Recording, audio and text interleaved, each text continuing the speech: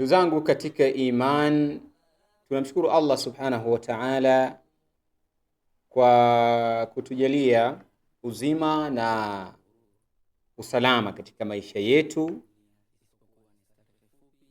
na lazima tujue ya kwamba miongoni mwa neema kubwa ambazo tunapaswa kuendelea kumshukuru nazo Allah subhanahu wa ta'ala kwa wingi sana ni hii neema ya afya.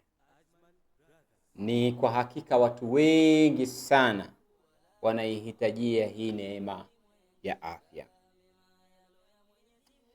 Ndugu zangu katika imani, kwa haraka biidhnillahi subhanahu wa ta'ala, kwa uwezo wake Allah subhanahu wa ta'ala, leo tutakwenda kujikumbusha kuhusu mada kuu adhim ya kwamba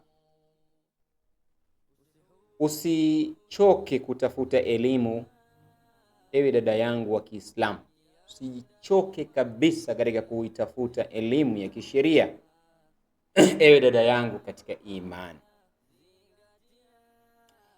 dada yangu katika imani, kwa nini nimezungumza na dada katika imani, nazungumza na mama katika imani, ninazungumza na mwanamke wa Kiislamu? Kwa nini? Na kwa nini isiwe mwanaume?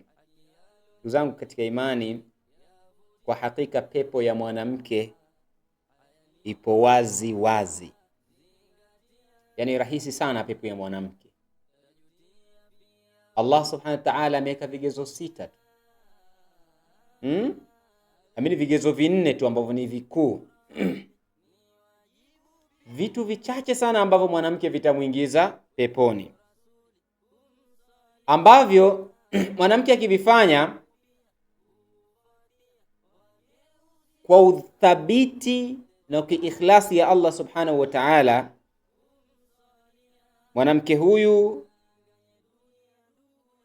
atapata fursa ya kuingia peponi bila matatizo. Jambo la kwanza ambalo Mtume sallallahu alayhi wasallama amelitaja ni suala la kumtumikia Allah subhanahu wa ta'ala kwa ikhlas, kufanya ibada. Jambo la pili ni kusimamisha sala na kushikamana na misingi ya ibada zote za msingi. La tatu ni kumtii Allah, kumtii mume wake. La 4 kulea watoto kwa imani na subra, kujihifadhi kwa maana kujistiri mwili wake. Sasa ndugu katika imani, unakuta haya mambo yote haya ambayo ni rahisi sana kwa mwanamke kuingia peponi, lakini wanawake wengi Mtume sallallahu alaihi wasallam amewakuta motoni. Yaani njia rahisi mwanamke za kuingia peponi of course zipo mentioned, lakini mwanamke huyu kumkuta ameingia peponi, sasa wengi wao wapo katika moto wa jahannam. Allah subhanahu wa ta'ala wahifadhi wanawake wote wa Kiislamu. So that's why tumeona ni vizuri sana kuweza kukumbushana katika hii misingi, katika hizi nyendo, katika hizi nukta. Sasa pepo ya mwanamke ni rahisi, lakini mwanamke mwenye kuingia peponi ni ngumu. Sasa inawezekana ugumu huu wasababishwa na lack of education, lack of knowledge, kukosekana kwa maarifa. Mtu hajui mambo gani yakiyafanya yatamuingiza peponi na mambo gani yakiyafanya yatamuingiza motoni, kwa maana hayatumpendeza Allah subhanahu wa ta'ala. Uzao katika imani, suala la kutafuta elimu ya kisheria imekuwa ni lazima kwa mwanamke wa Kiislamu na mwanaume wa Kiislamu. Katika suala ambalo muhimu sana mtu anapaswa aweze kulielewa, hususan wanawake, kwa sababu hii inawezekana wanawake wengi wameghafilika na hili. Katika kutafsiri hadithi ya kwamba kutafuta elimu ni faradhi kwa mwanamke na mwanaume, Imamu Nawawi rahimahullahu ta'ala anasema kutafuta elimu ya kisheria kwa mwanamke wa Kiislamu ni lazima, sawa sawa, ni lazima na ni faradhi kwake kama ilivyo faradhi kwa wanaume, kama vile ilivyo faradhi kwa wanaume wa Kiislamu. Anaendelea kusema Ibn Qayyim rahimahullahu ta'ala, Ibn Taymiyyah rahimahullah, katika huu mlango wa kutafsiri kwamba status ya ilmu kwa mwanamke wa Kiislamu ipo vipi, asema kwamba mal farq, hakuna utofauti kati ya faradhi ya kutafuta elimu kati ya mwanamke na mwanaume, hakuna utofauti. Inawezekana wanawake wengi wanahisi suala la kutafuta elimu ni la mwanaume peke yake. Ndio maana ukikuta wanawake wengi sana, situkani, ila wanawake wengi sana ni majahil. Wengi sana ni majahil. Hawajui kitu gani cha kukifanya, kitu gani ambacho hakifai kufanya. Wanawake wengi sana kusoma Qur'an hawawezi. Wao ni mama wa nyumbani, dada wa kazi, kadha wa kadha. Sasa inawezekana hawajui status, ulazima wa hili suala la elimu katika Uislamu. Sasa mashaallah, tabaraka arrahman, tumekuwa na akhwati ambao mashaallah wapo katika msukumo mkubwa sana wa kuweza kuisoma hii elimu ya dini tukufu ya Kiislamu. Sasa hawa ambao tuliokuwa nao ni vizuri sana kuwakumbusha ya kwamba msichoke. Why? Kwa sababu kila kitu ambacho cha kheri, kila kitu ambacho ni kizuri, ndani yake kina challenges, kina changamoto. Sasa the simple way to overcome the challenges ambazo mtu anaweza akawa anazipitia, njia rahisi ni kumpa nasaha na kumwambia ya kwamba njia aliyoishika ndiyo njia sahihi. Mtume sallallahu alaihi wasallam anasema kuwapa moyo safi na kuwatia moyo wanawake wote ambao wameishika njia ya kutafuta elimu. Mtume sallallahu alaihi wasallam anasema man salaka tariqan yaltamisu fihi ilma sahala Allahu lahu tariqan ila aljanna, mwenye kushika njia ya kutafuta ilmu. Sawa, yani mtu aidha akawa anatoka kwake anakwenda madrasa kwenda kusoma dini yake, ama akawa anatenga muda wake anaingia darasani anasoma Qur'ani kwenye online ama live whatever. Mtume sallallahu alaihi wasallam anamwambia usiwe na mashaka wala usichoke. Nini? Sahala Allahu laki, sahala Allahu lahu tariqan ila aljanna. Allah subhanahu wa ta'ala atafanya wepesi, ataifanya njia hii namna hii, hali ya kutafuta elimu ataifanya kuwa ni source ya kuingia peponi. Sasa ndugu zangu katika imani, leo tukiulizana ya kwamba njia zetu za peponi ni safi.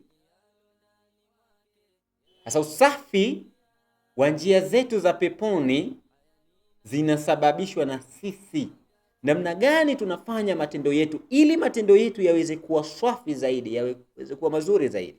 Lazima tuweze kuwa na ilmu.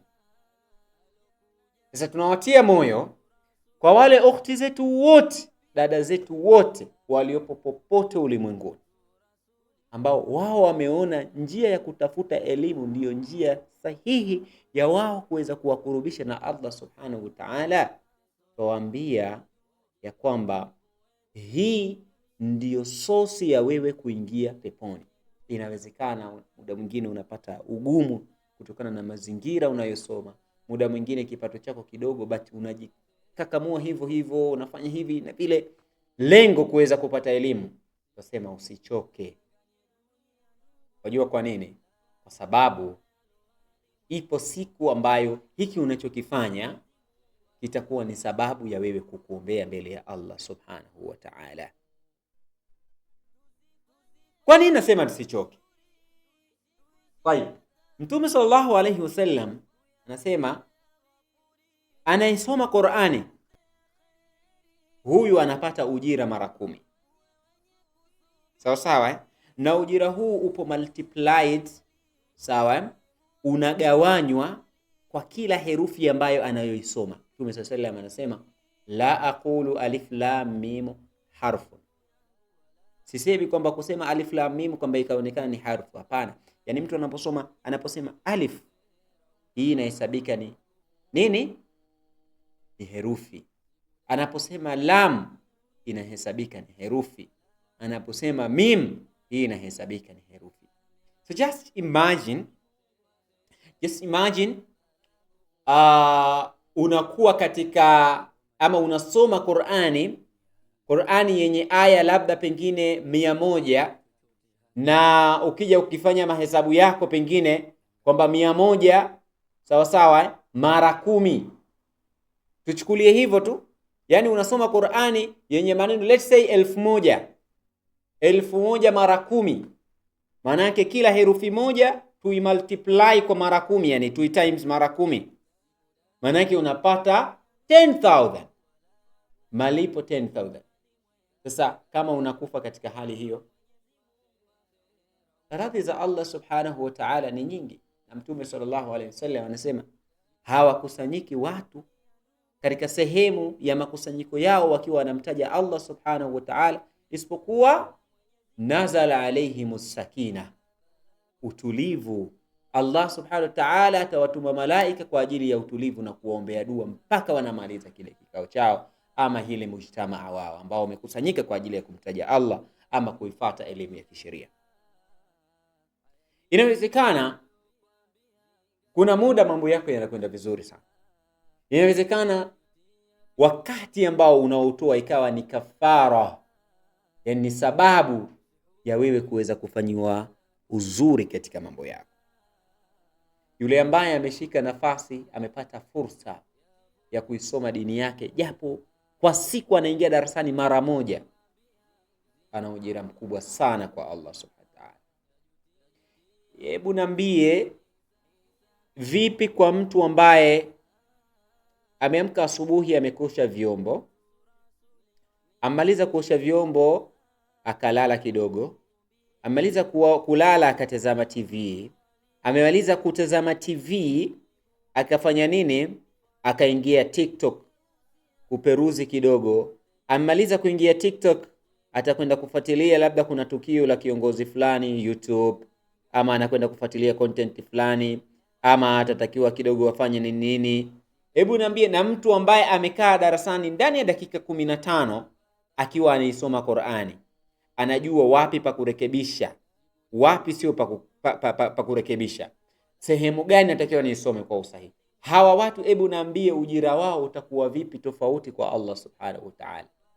Maana yake mtu ambaye amekaa kitako na kujifunza dini yake, kila robo sekunde, kila sekunde inayoenda kwa Allah subhanahu wa ta'ala, mtu huyu anaandikiwa khairi kwa Allah tabaraka wa ta'ala. Mambo ya khairi yapo mengi sana, lakini mambo haya uwezi ukayaona, uwezi ukayafanya kama wewe ni mvivu wa kujifunza. Wanawake wengi ukifuatilia wanawake wengi wanafanya mambo wengi sana ya kipuuzi sana. Ni kwa sababu wengi wao hawana elimu. Kwa sababu Allah subhanahu wa ta'ala asema qad aflaha almu'min, wamefaulu waumini. Akaenda akasema walladhina hum 'anil lahwi mu'ridun, wale ambao mambo ya kipuuzi ambao yanaona kwamba wasting of time wanayaacha, wana focus na vitu vya msingi. Sasa huwezi kuwa katika hili daraja kama hauna elimu. Ndugu zangu katika imani, suala la kutafuta elimu isiwe ni kama second option, iwe ni suala la kwanza. Kwa hiyo ndugu yangu, wewe ukhti ambaye umejitolea wakati wako katika kujifunza dini yako, hongera sana.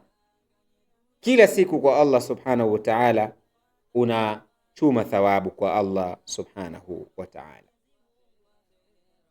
Mwanamke anapokuwa ameitafuta elimu na anaendelea kuisaka elimu ya kisheria, anamsoma Allah subhanahu wa ta'ala,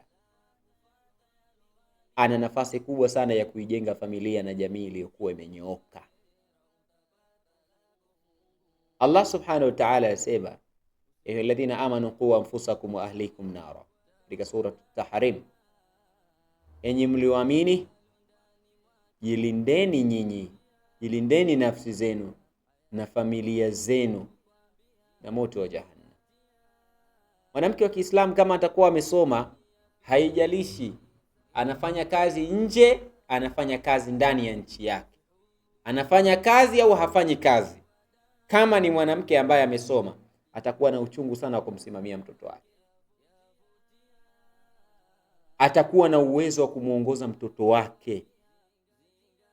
Tajua baadhi yenu mashaallah tabarakallah, Allah subhanahu wa ta'ala amewajalia watoto, na baadhi yenu pengine wale ambao wanafanya kazi pengine nje na majumbani kwao, watoto wao pengine wamewacha kwa mama zao, watoto pengine mmewacha kwa baba zenu, watoto mmewacha kwa kadha wa kadha.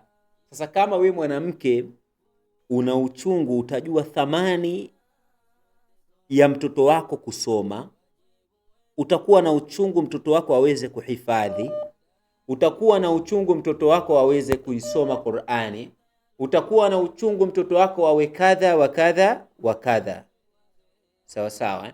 Lakini kama huna elimu, utahisi mtoto wako akiwa anakwenda tuition sana ndiyo sababu ya yeye kufanikiwa. Utahisi na utaona ya kwamba mtoto wako akiwa anafanya homework nyingi sana, utahisi ndio sehemu ya kufanikiwa.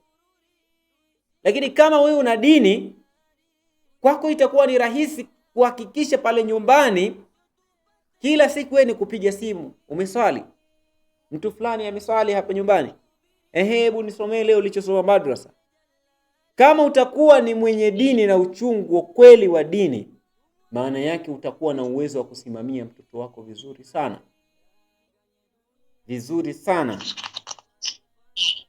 Lakini kama wewe dini kwako ni zero, na mtoto wako ndivyo ambavyo atakavyorithi. Kwa nini? Kwa sababu mtoto huwa anarithi kile kitu ambacho mzazi anachokifanya mara kwa mara. The way unavyomtreat mtoto wako katika kumvesha, the way unavyomtreat mtoto wako katika kumkazia aende madrasa, the way unavyomtreat mtoto wako katika kumkazania awe anaswali, ndivyo anavyokuwa. Kwa hiyo manake mwanamke, usiwe ni mwenye kuchoka, kwa sababu hii inakuwa kwako ni nyenzo nzuri, sawa sawa, nyenzo nzuri ya wewe kuweza kufanya nini? Nyenzo nzuri ya wewe kuweza kufikia daraja, tunasema kufikia daraja la uchamungu. Kwa hiyo mtu kama hana elimu ya dini tukufu ya Kiislamu, kwake inakuwa ni ngumu katika kuyafanya haya masail, na dunia kwake atakuwa anaipa kipaumbele zaidi na zaidi. Swala lingine ndugu zangu katika imani, kwa nini tutasema kwamba mwanamke wa Kiislamu usiache kusoma? Kwa nini? Kwa sababu unapokuwa unasoma ndugu yangu katika imani, unakuwa na nafasi nzuri sana ya kujua namna gani ya kufanya ibada. Sawa sawa, Unapokuwa umesoma, una uwezo wa wewe kufanya ibada zako vizuri sana. Kwa maana tunawakazania sana, uti yangu soma, dada soma. Jamani, jitahidini mshare hizi linki kwa watu wengine ili ziweze kuwafikia. Kwa nini? Kwa sababu mwanamke, na ukiangalia sasa hivi maala asaf, wanawake wengi wao wanachojua ni kuswali. Yaani mtu ukimuuliza sana masaili kuhusu dini yake hajui. Yeye mwanamke pengine anachokijua kikubwa sana ni kuswali peke yake. Sasa ukimuuliza hebu nisomee at-tahiyat, akisoma vizuri ni bahati. Yaani kwa mfano leo tukasema tunaanzisha ligi, si ndio? Tunaanzisha labda mashindano ama kama competition ya kwamba tuwakusanye wanawake 20 ama 50, Sawa sawa, tukusanye wanawake 50. Hawa wanawake 50 si wanasema wanajua kuswali? Tuwaambie, hebu nisomee suratul Fatiha. Hata isoma vizuri. Na Mtume sallallahu alaihi wasallam anasema katika malipo ya swala, yani swala inakuwa categorized ama inalipo kulingana na khushu'i ya mtu, jinsi anavyozisoma zile aya, jinsi anavyoleta duaz, jinsi anavyoswali vizuri. Yani inawezekana watu wakawa wanaswali watu 10, kila mmoja akapata ujira wake. Kuna mwingine atapata 2, 5, 6, 10. Sasa let's say leo tunasema kwamba tunawakusanya wanawake 50, right? Wanawake hawa 50, hebu tuambieni nyinyi jinsi mnavyoswali. Au hapa tukasema kwamba mmoja wa shemaiki anisomee at-tahiyatu. Ni ile at-tahiyatu aliyoimemorize ama aliyohifadhi miaka 15 katika kitabu cha Mabadi ul-Fiqhiyya. Tena hicho kitabu chenyewe alikisoma kwa lugha ya Kiswahili. Wapo, si kama ni utani ama ni maneno ya jokes. Wapo, yani pengine kipindi hicho alikuwa kidogo ando ameingia katika Uislamu, ameanza kuswali, akawa amenunua kijitabu ambacho kina lugha ya Kiswahili, kile kinaandika at-tahiyat. Sasa at-tahiyat yenyewe inavyosomwa inavurugwa. Haya, mtu pengine, kuna watu mpaka sasa hawajui hata jinsi gani ama dua gani anatakiwa ailete akiwa kati ya sijda mbili. Kuna mtu sasa hivi hajui ni dua gani ailete akiwa katika rukuu. Kuna mtu anaswali miaka nenda miaka rudi kila siku hiyo swali, lakini hajui ni dua gani baada ya kusema at-tahiyatu, ni dua gani inafuata. Baada ya kumswalia Mtume sallallahu alaihi wasallam, ni dua gani inafuata. Wengi hawajui. Sasa na ndio maana tunawaambia kwamba wanawake, njia mlioitumia ama mlioichagua ya kutafuta elimu ndiyo njia sahihi sana, kwa sababu inakubrashi wewe. Watu wa motoni watakapoulizwa kwa nini mmeingia motoni, watasema hatukuwa ni wenye kuswali. Sawa sawa. Yani manake tafsiri yake ni kwamba there would be no excuses. No excuse that will be accepted. Hakutakuwa na excuse yoyote ambayo itakayoweza kufanya nini, kusikilizwa, kwamba mimi Allah sikusoma. Ukusoma ulikuwa na shida gani? Kwa hiyo dada yangu katika imani, njia ulioitumia ama ulioichagua ya kusoma popote pale, aidha wewe unasoma kwetu ama wewe unasoma, lakini sisi tunachohitaji ni kwamba yani usikae bila kusoma. Njia ulioichagua ya kusoma ni njia sahihi sana, ingawa muda mwingine inakuwa na changamoto, lakini ukiona kitu kina changamoto, ujue hicho kitu ndo kina kheri ndani yake. Sababu giza linapokuwa linatanda sana, manake mwangaza unakaribia. Kuna watu wanachukua hii nafasi ya kujifunza, lakini wanaishia njiani, hawana subra. Kuna mtu anaanza, amemaliza mpaka tabatiada au lam yakun, anaona ngumu, anaondoka. Sasa we speaking to them, tunawaambia njia ya kujifunza inahitaji muda, na hiki kitu kinahitaji ukifanye sincerely, ukifanye kwa moyo wa ikhlas. Otherwise utakuwa unahisi ustadhi ananikosoa sana, ama mimi muda huo nimelala, natakiwa nifanye nini, nimechoka, nimerudi kazini. Hutoweza. Kwa hiyo ndugu zangu katika imani, kwa nini mwanamke tunamwambia aweze kuwa ni mwenye subra, kadhalika asichoki katika kuifuata hii njia ya elimu? Kwa sababu elimu inamfanya yeye mwanamke aweze kuijenga familia yake na jamii yake kuwa nzuri zaidi. Mtume sallallahu alayhi wasallam anasema kila mmoja wetu sisi ni mchungaji, kullukum ra'in, na kila mchungaji na mwanamke pia ni mchunga wa nyumba yake, ya nyumba ya mume wake. Yani kila mmoja wenu ni mchungaji, mwanamke ni mchunga wa nyumba yake. Hadithi imepokelewa na Imam Bukhari na Muslim, rawahu al-Bukhari wa Muslim.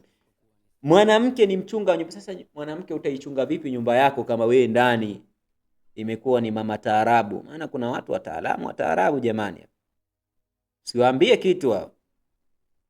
Wimbo gani ambao umetoka asiusikilize? Yaani kuna watu katika kufuatilia mambo ya kheri wapo nyuma, ila kuifuatilia Coconut FM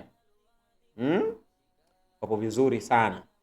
Kufuatilia kipindi cha taarabu saa 6 mchana wapo vizuri pale, wapate maneno ya mipasho, wapate pale maneno ya kumtambia mtu mwingine, wapate pale maneno ya mjini, yani ni umbea waupate, lakini kujikita katika kheri ni wagumu sana. Sasa haya yote inawezekana isababishwa na kutokuwa na ilmu. Kwa hiyo lazima tufahamu, tujue ya kwamba mwanamke ni mchunga, ataulizwa juu ya masail, nyumba ya mume wake ameitazama vipi. Mwanamke, kuna mmoja aliweka status kuna siku asema, nafikiri atakuwa anajijua, shekhe mmoja alikuwa anasema kwamba mwanamke si jukumu lake kulea watoto, mwanamke si jukumu lake kufua nguo, mwanamke yeye ameletwa pale akae. Sasa hii hadithi ya Mtume sallallahu alaihi wasallam asema kila mmoja wenu ninyi ni mchungaji, na kila mchungaji ataulizwa kila alichokuwa na kichunga. Yani kwamba kila mmoja wenu nyinyi has got a many responsibility that will be asked for. Kila mmoja wetu ana majukumu ambayo atakwenda kuulizwa na Allah subhanahu wa ta'ala. How you rolled it, umefanya vipi katika haya majukumu uliopatiwa. Kwa mwanamke atambue kabisa ya kwamba yeye ni moja katika sehemu ya uongozi, ni sehemu ya kujenga jamii, ataulizwa na Allah. Umepewa jukumu la kuachiwa watoto, ni jukumu lako kuhakikisha wanakwenda madrasa. Mume yeye anatoka asubuhi anarudi jioni, hajui kinachoendelea pale. Ni wewe mama, watoto wako mchana wameswali, watoto wako wamesikiliza taarabu, watoto wako wamesikiliza Qur'ani. Jukumu hili litakuwa ni responsibility ya mama juu ya wale watoto. Why? Kwa sababu mwanaume jukumu lake yeye ni kuprovide ndani. Kwa hiyo manake kama ni hivyo, mwanamke naye ana masuhulia ndani ya nyumba yake. Kwa hiyo haya yote, na hata haya mambo ya kusema kwamba mwanamke hapaswi, mwanamke ameolewa pale ili azae, hiyo haipo. Kama mnajidanganya kwa mfumo huo, hiyo haipo. Mtakwenda kuulizwa kwa Allah subhanahu wa ta'ala, kwa nini hujampikia mume wako ili apate nguvu za kufanya ibada, ili apate nguvu za kuswali, ili apate nguvu za kwenda kutafuta riziki. Utaulizwa na Allah subhanahu wa ta'ala. Usijidanganye kwamba mimi nimekuja tu hapa, sio jukumu langu. Ni jukumu lako, utasema. Swala lingine ndugu zangu katika imani, mwanamke ili heshima yake iweze kuwa maintained, au aendelee kuwa kwenye high status kama Allah subhanahu wa ta'ala alivyomkirim, alivyomfanya kuwa bora mwanamke. Lazima huyu mwanamke ajiheshimu kwa kujipamba na elimu. Ndugu zangu katika imani, mtu hawi na heshima mtu ambaye hajasoma. Yaani mtu vururu tu kuheshimiwa ni ngumu sana sana. Si hata leo jinsi mnaona, yaani kwamba hata katika mujtamaa wetu, yani maisha yetu ya kawaida, mwanamke ambaye hana elimu kuheshimiwa ni ngumu. Mwanamke ambaye sio msomi kuheshimiwa ni ngumu.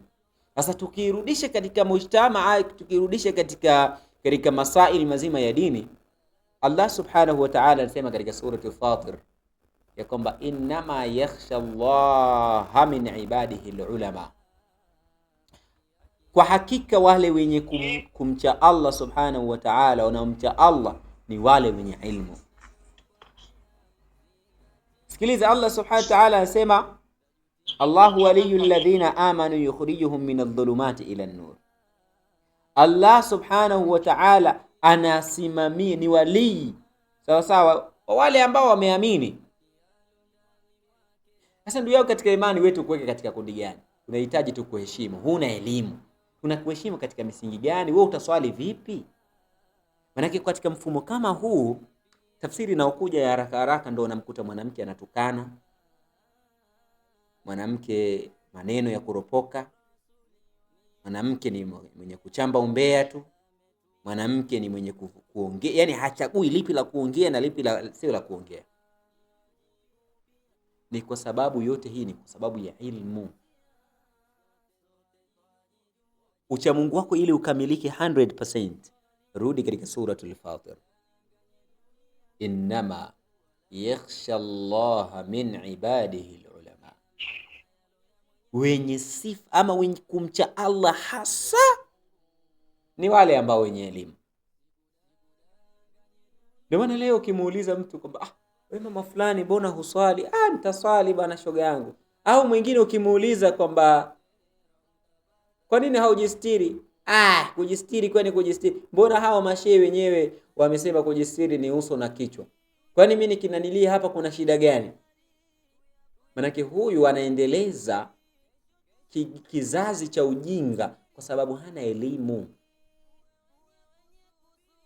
Lakini kama angekuwa na elimu mtu wa aina kama hii, kauli zake ingekuwa ninafanya sami'tu wa atia, ninasikia na ninatii. Ndugu zangu katika imani, tunasema njia ya kutafuta elimu inakupa wewe nafasi ya heshima, kinga pamoja na muongozo. Hivi leo mfano katika maisha yetu ya kawaida sana, inawezekana mtoto wako akapatwa na changamoto, anaumwa, hujui hata dua gani ya kumsomea mtoto. Mtoto wako pengine anajisikia vibaya, anaota vibaya, anaweweseka, na nyinyi baadhi yenu mna watoto wadogo hapa. Anaweweseka labda usiku, anafanya nini? Hujui hata dua gani ya kumsomea. Nimefikia hatua kwamba kitu kidogo anakimbilia kwa shekhe, na mashekhe wenyewe walivyokuwa sasa hivi wa mjini, mashekhe wapenda hela. Sasa hapo huyo mtoto itakuwa amerogwa huyo. Na wewe ukishaambiwa amerogwa tu tayari ushachanganyikiwa, ushavurugwa, akili imeshakupagawa. Lakini kama ungekuwa na elimu, ungeamini kwamba hakimtokei mja kitu isipokuwa kile ambacho amepanga Allah. Amerogwa. Kwani Mtume sallallahu alaihi wasallam ametufundisha dua gani ya sisi kuweza kufanya inapotusibu masaili ya uchawi? Nimsomee muawwidhatain, nimsomee ayatul kursi, nimsomee bismillahi alladhi la yadhurru ma'a ismihi shay'un fil ardi wala fis samaa wa huwa as-sami'. Kwa hiyo manake kama mtu anayajua haya yote, kwake inakuwa ni muongozo sahihi na moyo wake unakuwa ni tulivu sana. Unajua wanawake wengi wanapapara sana katika maisha. Wanawake wengi ni wenye, nasema kwamba hawajatulia sana. Kutulia kwa mfumo gani? Yani linapotokea tatizo wanawake wanakuwa wanachanganyikiwa sana. Wachache sana ambao imani yao huwa inawaambia kwamba hii ni sehemu ya kadari ya Allah subhanahu wa ta'ala, na yeye Allah subhanahu wa ta'ala yushfih wa idha maridtu fa huwa yashfin. Nikiumwa yeye Allah ndo ananipa shifa. Basi hili nalo Allah subhanahu wa ta'ala taliondoa. Lakini ni wachache sana, wengi wao huwa akili yao, mkimbizeni kwa mganga. Bwana hali yake ndio imebadilika, tumeenda hospitali imeshindikana, tumkimbize kwa mganga. Hutokuwa na msimamo hata siku moja.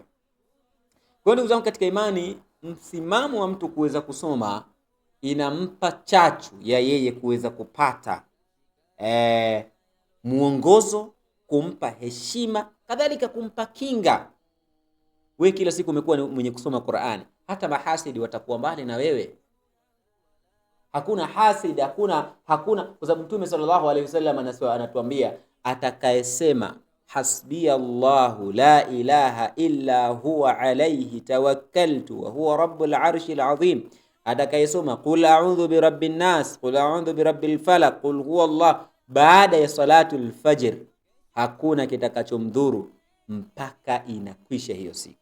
Sasa niambie wewe, unakuwa ni mwenye kusoma Qur'ani kila siku, kuna kitu gani ambacho wewe kitakachokuwa kinakutia hofu? Maana unajua sasa hivi jamii zetu ni jamii ambazo tunaishi kwa tusema kwamba humjui anayekuchukia umemkosea nini? Sawa sawa. Kwa hiyo maana kama mtu anakuwa na elimu, inakuwa pia kwake ni kinga. Mwili wako unakuwa umeuprotect, yani umekuwa umejispray protection, umejipulizia ulinzi kutoka kwa Allah subhanahu wa ta'ala. Lakini ma'al asaf, mwanamke hajawahi kusoma Qur'ani, labda pengine kwake kuwa na khitma, ama pengine kuwe na jambo ambalo limetokea, ama iwe dharura. Lakini mwanamke ambaye anajifunza dini yake atapata muda wa kutwalia ndani ya nyumba yake, atakuwa anatia baraka. Mtume sallallahu alaihi wasallam anasema msiyafanye majumba yenu kuwa ni kama makaburi, kwa sababu ni makaburini tu ndio kusoma Qur'ani. Sasa msizifanye nyumba zenu kuwa ni kama makaburi. Sasa mwanamke ambaye anasoma, maana yake huyu atapewa kazi na mwalimu, atapewa pengine zoezi la kufanya na mwalimu, atakuwa busy, atakuwa na muda wa kuweza kuandaa Qur'ani yake kwa ajili ya kusoma kesho darasa kwa mwalimu. Lakini mwanamke amekuwa mzembe, yani siku yake ikianza asubuhi mpaka jioni, kimuuliza umefanya jambo gani zuri hapa la kumridhisha Allah, naambia ndio hivyo, tutabadilika. Mwisho wa siku, jamani, mama Ali sasa hivi toka aanze kujifunza anatufumbua. Sawa sawa.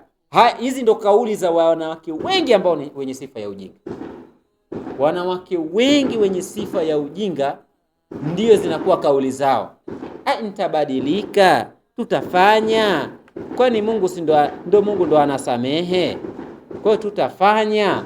Sasa haya yote ndugu zangu katika imani, iwe imefikia hatua kauli kama hizi ziishe katika ndimi za wanawake wa Kiislamu.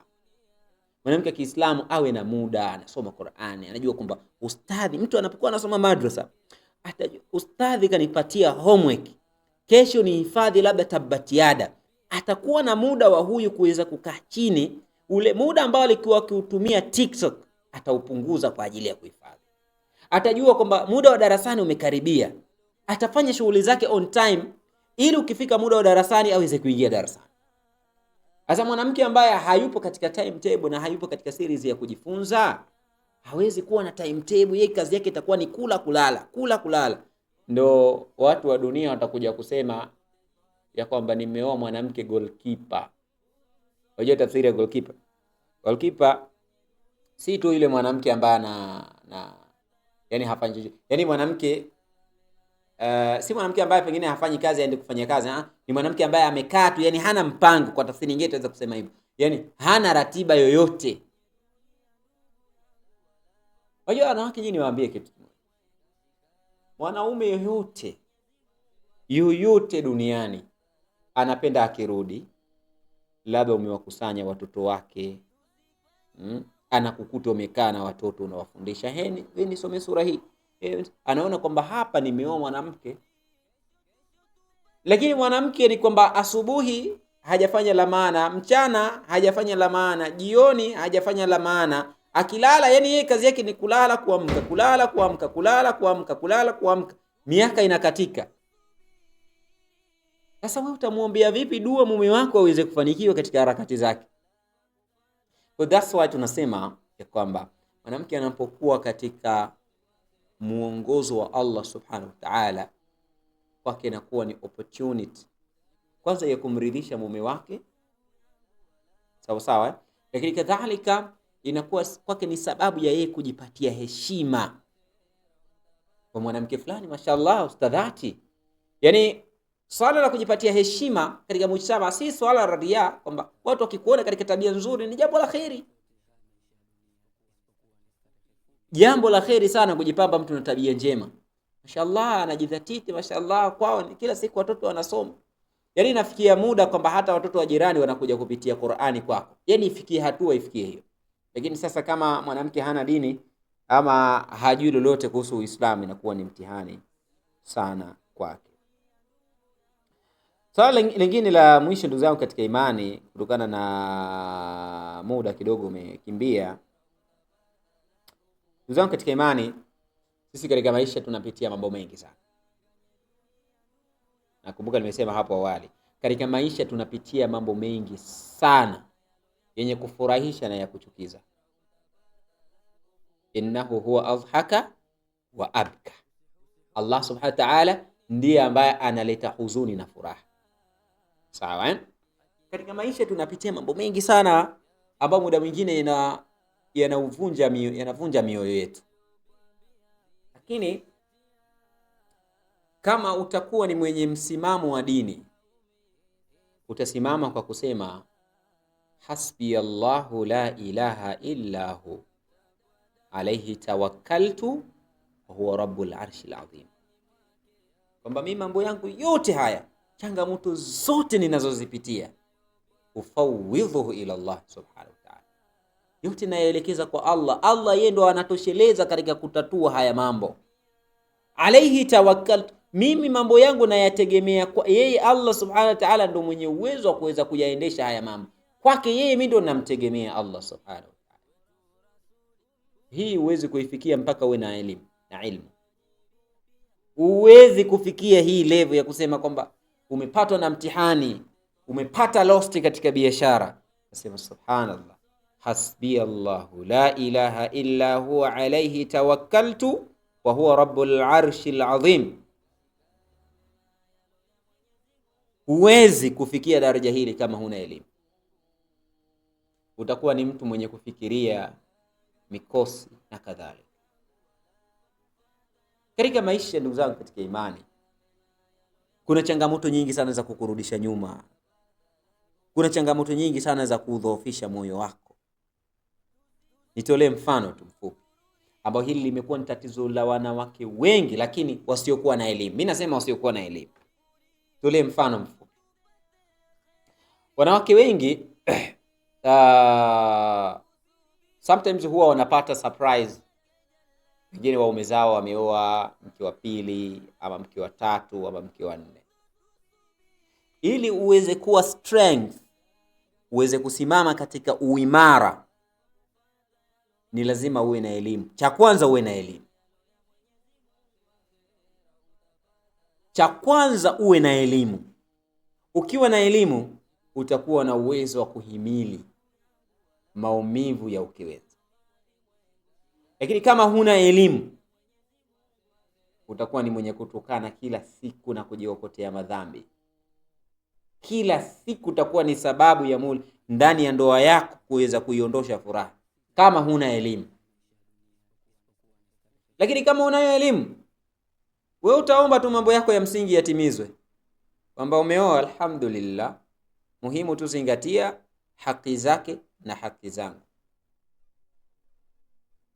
Lakini kama huna elimu, ndio utakuwa mtu wa kuvunja vyombo, mtu wa kudai talaka, mtu wa nini. Hii nimetolea mfano iwe ni kwamba watu waone ni kwa namna gani mtu akiwa na elimu anakuwa na uwezo mzuri sana wa kujicontrol emotionally, kuzicontrol hisia zake.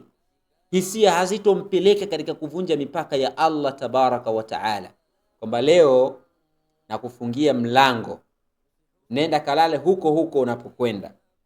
Kwa nini? Kwa sababu pengine mume wako ameoa mke wa pili ama mke wa tatu, ama pengine umesikia kuna jambo fulani linaloendelea kuhusu mume wako, ama something, anything. Kwa hiyo haya yote tafsiri yake ni nini? Watu wanahitajia kuwa na elimu kuweza kupambana na changamoto za kimaisha. Kuna kupata hasara katika biashara, kuna kuuguza katika maisha, kuna kuondokewa na nafsi unayoipenda katika maisha. Yote haya yanahitaji subra ya hali ya juu, na subra thamani yake haijui isipokuwa mwenye kusoma. Sasa natamatisha kwa kusema, ndugu zangu katika imani, ya kwamba kuanzia hii leo, kila muumini wa kike, sasa nazungumza na wanawake, anyanyue mikono yake kwa Allah subhanahu wa ta'ala, ampe taufiki, uwezo wa kuondokana katika lile tusema kwamba gravitation, ule msukumo na mkandamizo wa sheitani wa yeye kutokuwa na hamu ya kujifunza. Kila mwanamke aweze kusimama kumwomba Allah, ya Rabbi, na kuomba nibadilishe mimi.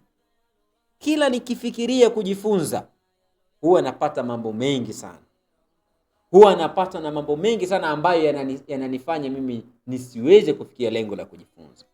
Huwa napata vikwazo vingi sana na changamoto nyingi sana. Ya Rabbi, niepushie hivi, niongoze mimi katika kuifuata elimu yako ya kisheria. Ukiwa kila siku unamwomba Allah kwa kusema Rabbi zidni ilma, ewe Allah tabaraka wa taala, nizidishie mimi ilmu na unizidishie ufahamu, uniruzuku ufahamu. Ukiwa ni mwenye kusema ewe Allah, nipe ilmu kwa yale yenye kunifaa mimi ya Rabbi, na unifae kwa yale ambayo ninayoyajua, yale ninayoyajua yote yawe ni sababu ya mimi kunifaa na kuniingiza peponi ya Rabbi. Hii dua iwe kila siku katika maisha yako, Allah atakufungulia. Ndugu yangu katika imani, katika maisha yako hakikisha unautumia muda wako vizuri. Why? Kwa sababu hujui ni wakati gani utafanya nini, utaondoka. Namaliza kwa kusema mwanadamu anapokufa tukumbuke anaacha mambo yake yote, matendo yake yote. Hana tena uwezo wa kuswali mwanadamu, hana uwezo tena wa kufanya jambo lolote ambalo ni la kheri. Tusijitoe akili ndugu zangu katika imani. Mwanadamu akifa hana uwezo wa kufanya kitu chochote kitakachomuingizia thawabu by that time. Yaani malaika kazi yao inakuwa imeisha pale tu unapokuwa umekufa. Huandikiwi baya wala huandikiwi zuri, unaishia pale, kitabu chako kinafungwa tap. Hapo unasubiria hisabu. Tafsiri yake nini? Mwanadamu anapokufa matendo yake yote yanakatika, isipokuwa Allah subhanahu wa ta'ala kwa huruma yake akaacha fursa tatu. Mwanadamu akifa inaweza kati ya haya mambo matatu ikamsaidia. Jambo la kwanza, ilmun yuntafa'u bi, sadaqatun jariyah, waladun salihun yad'u lahu. Huyu akawa pengine ameacha duniani elimu ambayo watu inaendelea kuwasaidia. Watu wanaendelea kunufaika kupitia ile elimu. Pengine alitunga kitabu, watu wakawa wanasoma. Pengine alikuwa ni mwalimu wa madrasa ama alifundisha. Mfano tu, katika mitandao ya kijamii ukatuma maudhui ambayo inafundisha watu, inawezekana ikawa kwako ni sadaqatun jariyah, ikawa ni sehemu ya Qur'ani na kadhalika. Ama pengine akawa ni ametoa sadaqatun jariyah kama hivyo, kusaidia yatima, kujenga msikiti, kujenga tusema kwamba kuchimba visima, yani continuously charity ambayo itakuwa inaendelea kubenefit watu hata kama yeye akiondoka.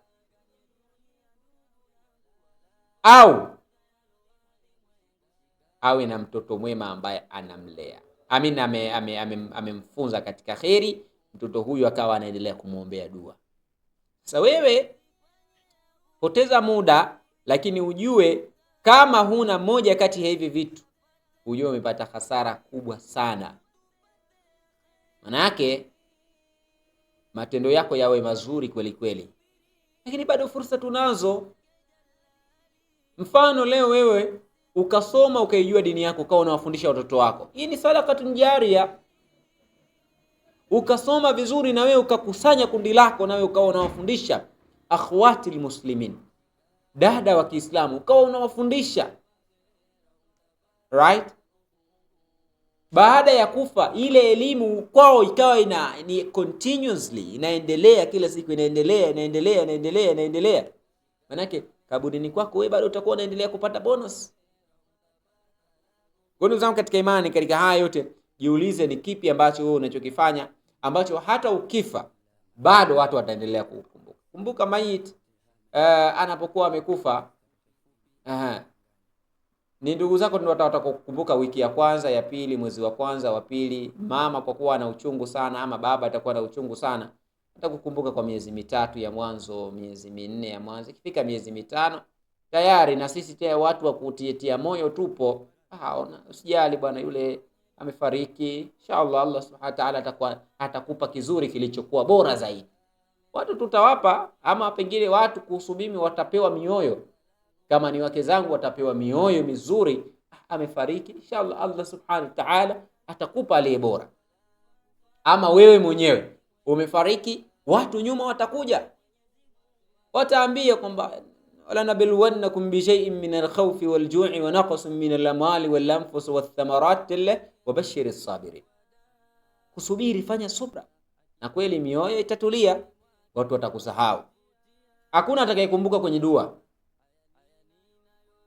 Yaani pengine watu wengine walikuwa hawajui. Hakuna atakayekuwa anakukumbuka kwenye dua miaka yote. Watu wapo busy na shughuli zao bana. Wewe unasema vipi? Hebu wewe niambie leo, katika watu ambao ulikuwa unawapenda sana. Hii iwe kauli ya mwisho, afu tutamatisha inshallah. Katika wale watu, list ya watu ambao ulikuwa unawapenda sana, hebu niambie ambao kila siku kwenye swala yako unawakumbuka. Niambie wangapi? Hapo wote si tumeswali hapa.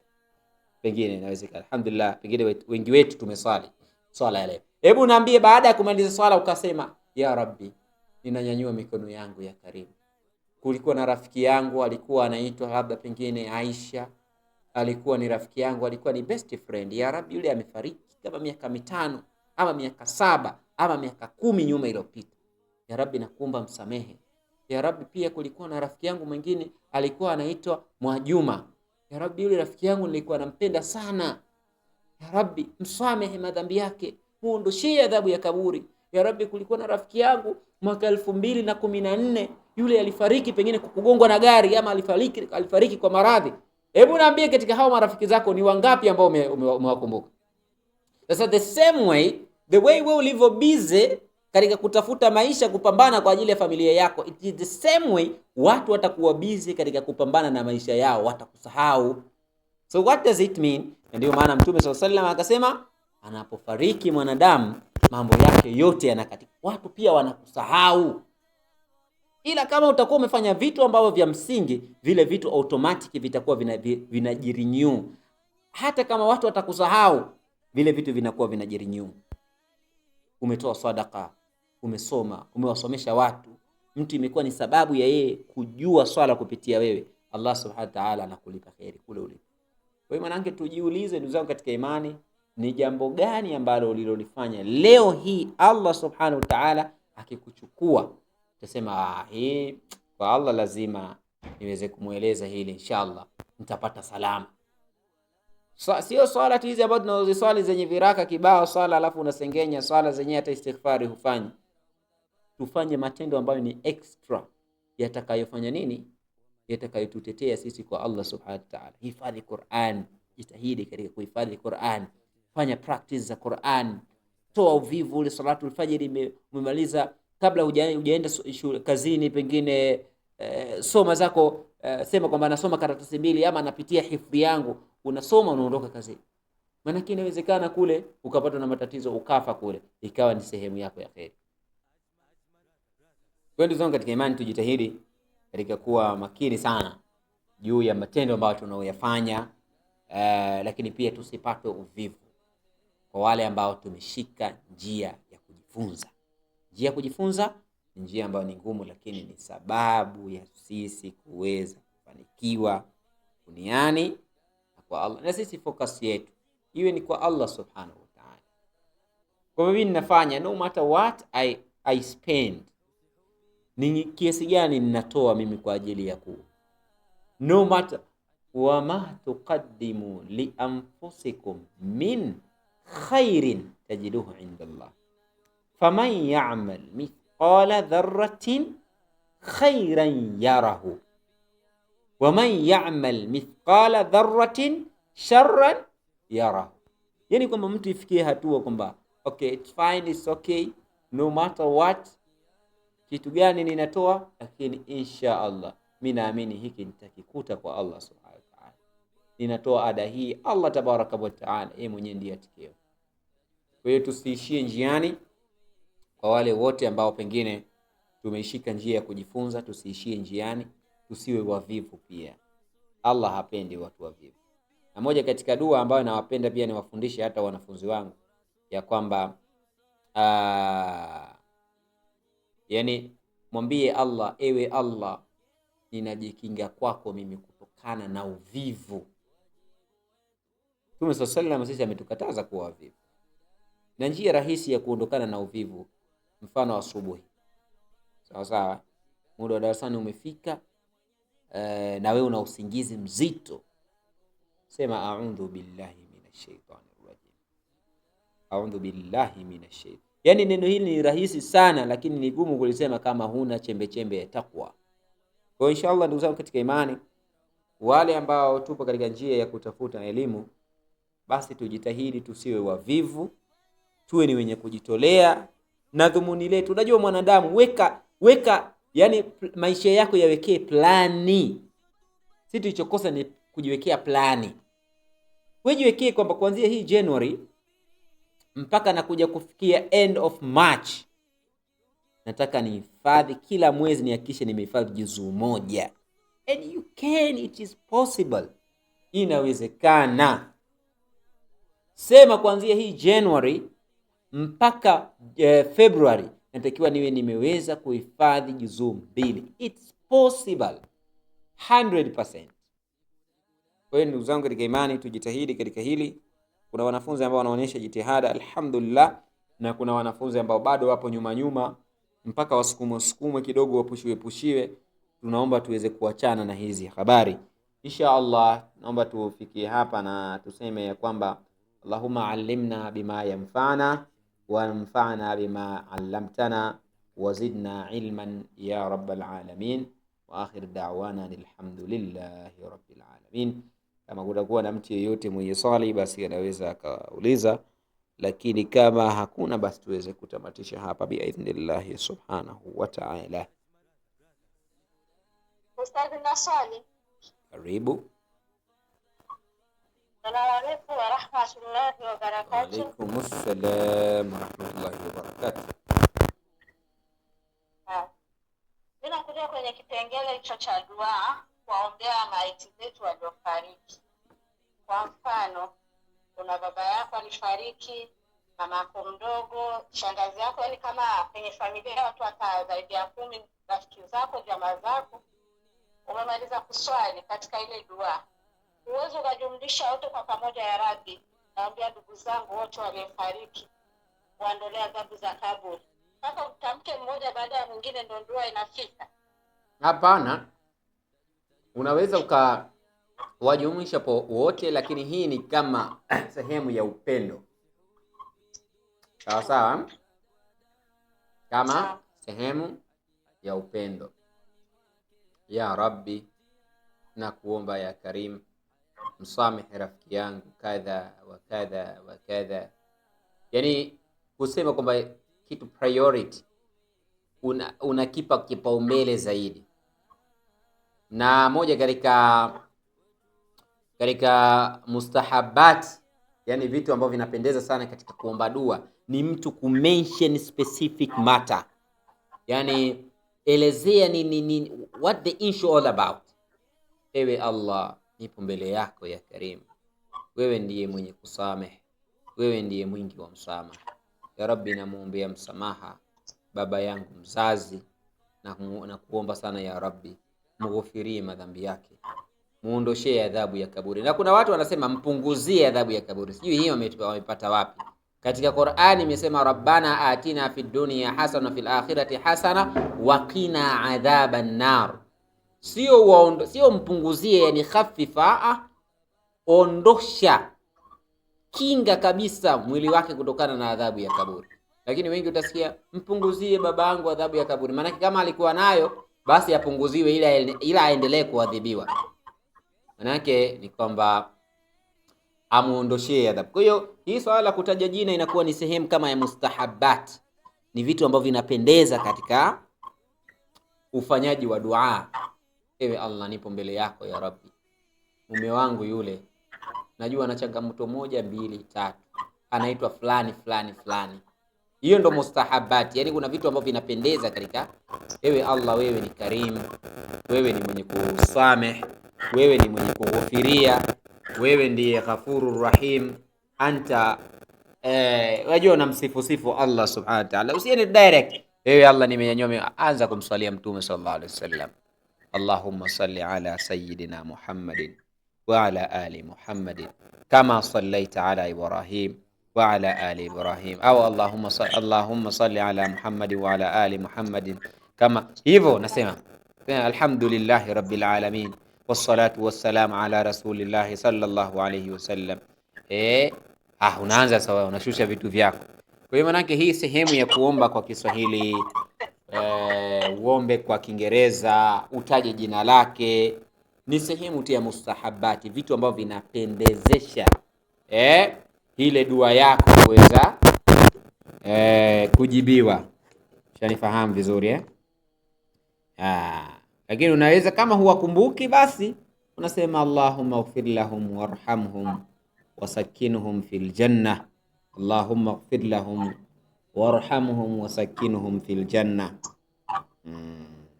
Hiyo inakuwa ni sehemu ya upendezeshaji na mustahabati, si kwamba kama utasema utawajumuisha wote dua haitokubalika, itakubalika. Naam, Allahu a'la wa a'lam. Mwingine? Shukran. Mwingine? Nashukuru ndugu zangu katika imani. Allah subhanahu wa ta'ala wahifadhi na tujalie mwisho mwema, tujalie matendo tunayoyafanya iwe ni sehemu ya mizani yetu ya hasanati, mizani ya hasanati zetu siku yauma la yanfa'u malun wala banun illa man atallaha biqalbin salim. Wassalamu alaykum wa rahmatullahi wa barakatuhu wa ila liqa. Ni wajibu pia ametumi wetu rasuli kumsalia, ni wajibu pia kufuatia wakeusia, sote twajijua wajibu wetu kumsalia. Sikudanganye dunia ndugu yangu, wala kufata yalo walimwengu. Shika mema yalo ya Mwenyezi Mungu, akhera utapata lako fungu. Sikudanganye dunia ndugu yangu, wala kufata yalo walimwengu. Shika mema yalo ya Mwenyezi Mungu, akhera utapata lako fungu. Tusifanye ya ghururi, tuishi kwa tahadhari, tuyafate ya Ghafuri, kesho tupate ya kheri. Uwe wenye kusubiri kadari yake Jalali, tukimuasi Jalali tumwato tusubiri. Sikudanganye dunia ndugu yangu, wala kufata yalo walimwengu. Shika mema yalo ya Mwenyezi Mungu, akhera utapata lako fungu.